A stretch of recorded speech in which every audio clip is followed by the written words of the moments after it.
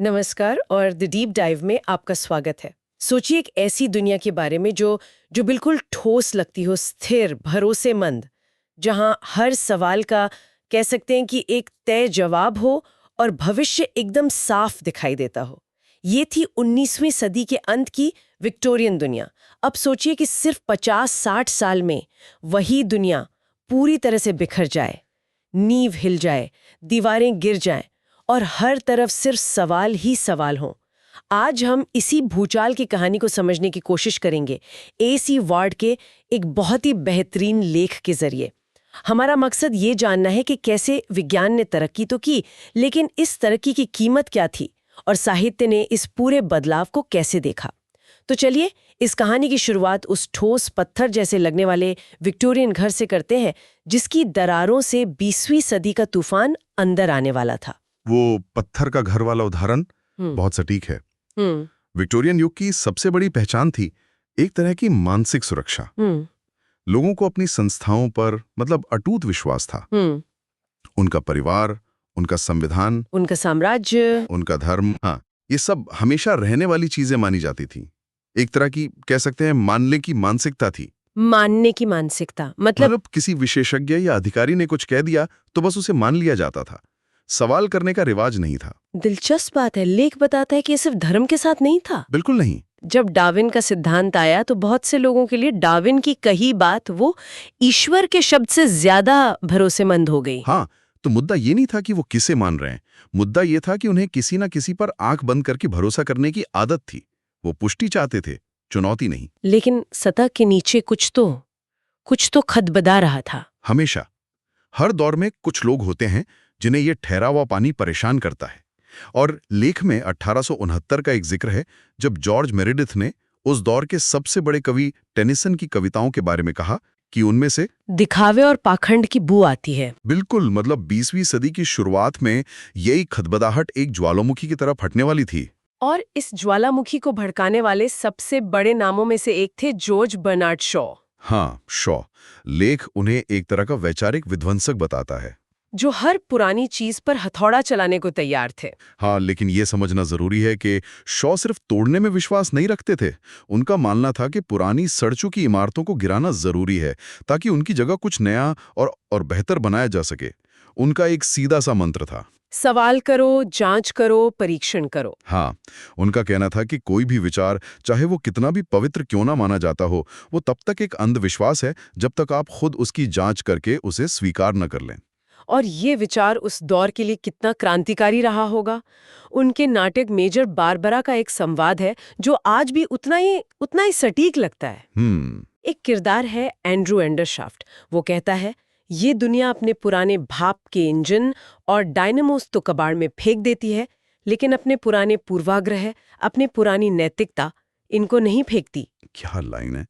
ये एक तरह से पूरे युग का घोषणा पत्र था। तो कुछ लोगों के लिए ये एक नई सुबह की तरह था। बिल्कुल, उन्हें लगा कि आखिरकार किसी ने सच बोलने की हिम्मत की।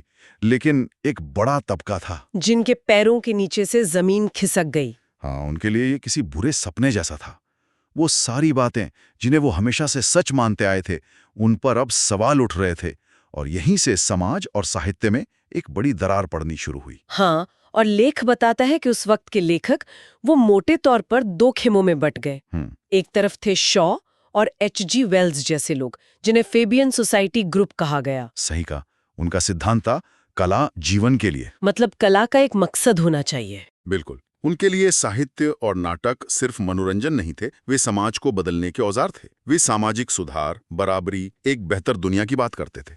अच्छा, और इसी ग्रुप के विचारकों ने वेलफेयर स्टेट की नींव रखी। हाँ, सिडनी और बीट्राइस वेब, उनका काम बहुत महत्वपूर्ण था। एक ऐसी व्यवस्था जहां सरकार अपने नागरिकों की शिक्षा, स्वास्थ्य और रोजगार का ध्यान रखे। सुनने में तो ये बहुत अच्छा लगता है, एक कल्याणकारी राज्य। हाँ, कागज पर तो ये आदर्श स्थिति है। लेकिन क्या इसका कोई अनअपेक्षित नतीजा भी हुआ?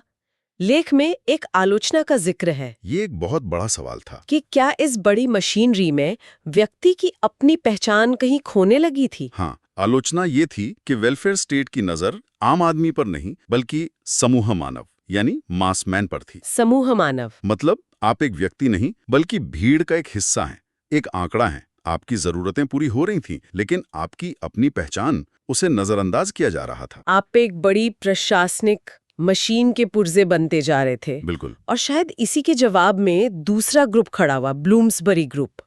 इसमें वर्जीनिया वुल्फ, E.M. फॉस्टर और जॉन मेनार्ड कीन्स जैसे बड़े नाम थे। बिल्कुल। अगर फेबियन ग्रुप का नारा कला जीवन के लिए था, तो इनका झुकाव कला के लिए की तरफ था। हाँ, एक तरह से उनका मानना था कि कला और विचार ये समाज की रोजमर्रा की राजनीति से ऊपर हैं। वो व्यक्तिगत संबंधों पर, चेतना की गहराइयों पर, बौद्धिक ईमानदारी पर, इन चीजों को ज्यादा महत्व देते थे। तो ये दोनों ग्रुप्स एक दूसरे से बहुत अलग लगते हैं। एक का ध्यान सड़कों और संसद पर था, तो दूसरे का ड्राइंग रूम और इंसानी मन पर। लेकिन क्या इनमें कोई गहरी समानता भी थी? क्या ये दोनों ही अपने अपने तरीकों से एक तरह के एलीट नहीं थे? ये एक बेहतरीन सवाल है और इसका जवाब है हाँ। दोनों ही इंटेलेक्चुअल पावर हाउस थे। दोनों में ही उस दौर के सबसे ब्रिलियंट दिमाग वाले लोग थे। आम आदमी दोनों के लिए एक प्रोजेक्ट था, एक विषय था, लेकिन शायद ही कभी एक बराबर का भागीदार। और इसी बौद्धिक माहौल में 1922 में दो ऐसी किताबें आईं जिन्होंने 1922 जिन्होंने साहित्य और आम पाठक के बीच की खाई को और भी चौड़ा कर दिया। बिल्कुल। अब जेम्स जॉयस की यूलिसिस और T.S. एलियट की द वेस्टलैंड की बात कर रहे हैं। हाँ, इन किताबों ने साहित्य लिखने और पढ़ने का तरीका हमेशा के लिए बदल दिया। कैसे? ये किताबें ये आम पाठक के लिए नहीं लिखी गई थीं। ये बहुत जटिल थीं, संकेतों और रेफरेंसेस से भरी हुई थी। मतलब इन्हें समझने के लिए बहुत मेहनत करनी पड़ती थी। बहुत ज्यादा। ये एक तरह का बौद्धिक अभिजात्यवाद था। जॉयस के बारे में तो कहा जाता है कि उन्होंने आम लोगों के लिए अपनी राइटिंग को आसान बनाने से साफ इनकार कर दिया था। तो साहित्य एक तरह से आम जिंदगी से कटकर अकादमिक दुनिया की चीज बनता जा रहा था। हाँ, और इसी से जुड़ा ही बहुत ही मजेदार किस्सा है लेख में। बताइए। ये किस्सा प्रोफेसर विलियम एम्सन का है। बहुत बड़े साहित्यिक आलोचक थे। उन्होंने T.S. एलियट की एक कविता का बहुत गहरा विश्लेषण लिखा। उन्होंने कविता की एक लाइन में वाक्य रचना की अस्पष्टता को पकड़ लिया और साबित किया कि यही अस्पष्टता उस कविता का केंद्रीय भाव है। अच्छा। कि कवि इसी के जरिए एक गहरा दर्शन बता रहा है, और उनका वो विश्लेषण बहुत प्रसिद्ध हुआ। मुझे लग रहा है इसमें कोई मजेदार मोड़ आने वाला है। मजेदार मोड़ ये था कि जिस अस्पष्टता पर उन्होंने इतना लंबा चौड़ा विश्लेषण खड़ा किया था, वो एक प्रिंटिंग की गलती थी। क्या? हाँ, एक कॉमा गलत जगह पर लग गया था। कमाल है। जब कविता का अगला एडिशन छपा तो उस गलती को ठीक कर दिया गया, और जैसे ही वो कॉमा अपनी सही जगह पर आया, प्रोफेसर एम्सन का पूरा विश्लेषण हवा हो गया। बिल्कुल। ये तो मजेदार होने के साथ साथ थोड़ा डरावना भी है। ये दिखाता है कि कैसे ज्ञान कभी-कभी असलियत से इतना दूर चला जाता है कि वो बस एक दिमागी कसरत बनकर रह जाता है। और जब बुद्धिजीवी इस तरह की दिमागी कसरतों में लगे थे, तब असल दुनिया 2 विश्व युद्धों से गुजर रही थी। दूसरे विश्व युद्ध के बाद ब्रिटेन में बहुत कुछ बदल गया। हाँ, वो वेलफेयर स्टेट जिसका सपना फेबियन समाजवादियों ने देखा था, वो अब हकीकत बन गया था। सही कहा। तो लोगों को आर्थिक सुरक्षा मिली, नौकरी, घर, मुफ्त इलाज। कागज पर तो सब कुछ बहुत अच्छा लग रहा था। उम्मीद थी कि अब लोग ज्यादा खुश होंगे। लेकिन हुआ इसका ठीक उल्टा। क्यों? एक अजीब तरह की बेचैनी और असंतोष समाज में फैलने लगा। हाँ। अपराध, हिंसा जैसी समस्याएं जिन्हें पहले हमेशा गरीबी से जुड़ा जाता था, हाँ। वो कम होने के बजाय और बढ़ गई। लोगों के पास पैसा था, सुविधाएं थीं, लेकिन मन में शांति नहीं थी। नहीं। और एक नई सामाजिक बीमारी ने जन्म लिया जिसे कहा गया keeping up with the Jones, यानी अपने पड़ोसी से बेहतर दिखने की होड़। बिल्कुल। मेरे पास बड़ी गाड़ी होनी चाहिए, मेरे घर में नया टीवी होना चाहिए, इसलिए नहीं कि मुझे जरूरत है, बल्कि इसलिए कि पड़ोसी को दिखाना है। हाँ। और इस होड़ की आग में घी डालने का काम किया विज्ञापनों ने। बहुत बड़ा काम किया। इस दौर में विज्ञापन की दुनिया में एक बहुत बड़ा मनोवैज्ञानिक बदलाव आया। कैसा बदलाव? विज्ञापन अब आपको उत्पाद की खूबियों के बारे में नहीं बता रहे थे, वे अब गहन मनोविज्ञान यानी डेप्थ साइकोलॉजी का इस्तेमाल कर रहे थे। अच्छा। उनका निशाना आपके चेतन मन पर नहीं, बल्कि आपके अवचेतन मन की इच्छाओं और डरों पर था। विज्ञापन अब सामान नहीं बेच रहे थे, वो एक सपना, एक भावना, एक पहचान बेच रहे थे। इसका कोई उदाहरण है लेख में? हाँ, बहुत मजेदार उदाहरण है। जैसे एक बियर का विज्ञापन उसे मर्दानगी से जोड़ता था। चॉकलेट के विज्ञापन उसे माँ के प्यार और सुरक्षा की भावना से जोड़ते थे। यहाँ तक कि मुझे याद है गैस स्टोव के विज्ञापन में उसे यौन आकर्षण से जोड़ा गया था। हाँ, संदेश साफ था, आप ये चीजें सिर्फ खरीद नहीं रहे हैं, आप इनके जरिए प्यार, सम्मान और खुशी खरीद रहे हैं। ये उपभोक्तावाद की शुरुआत थी, और जब बड़ों की दुनिया इतनी खोखली और मटीरियलिस्टिक लगने लगे तो नौजवान तो विद्रोह करेंगे ही। बिल्कुल। इसी दौर में बीटनिक आंदोलन का उदय हुआ। यह आंदोलन अमेरिका में शुरू हुआ था, लेकिन इसका असर ब्रिटेन पर भी पड़ा। ये वो युवा पीढ़ी थी जो अपने माँ बाप की पीढ़ी के हर मूल्य को नकार रही थी। उनका कहना था कि ये पूरा समाज झूठा है, बनावटी है, और वे इसका हिस्सा नहीं बनना चाहते थे। वे समाज से पूरी तरह कट जाना चाहते थे। उनका पहनावा, फटी हुई जीन्स, ढीले ढाले स्वेटर, बिखरी हुए बाल, ये सब इसी विद्रोह का प्रतीक था। लेख में ये भी बताया गया है कि वे स्थापित धर्मों से भी दूर भाग रहे थे। हाँ, ईसाई धर्म उन्हें पाखंडी लगता था, इसलिए वे जैन बौद्ध धर्म जैसे पूर्वी दर्शन की ओर आकर्षित हुए। उन्हें लगा कि शायद वहां उन्हें कोई सच्ची आध्यात्मिक शांति मिल सकती है। शायद। लेकिन उनके विद्रोह में एक दिलचस्प विरोधाभास भी था। वो क्या? लेख इस पर कटाक्ष करता है।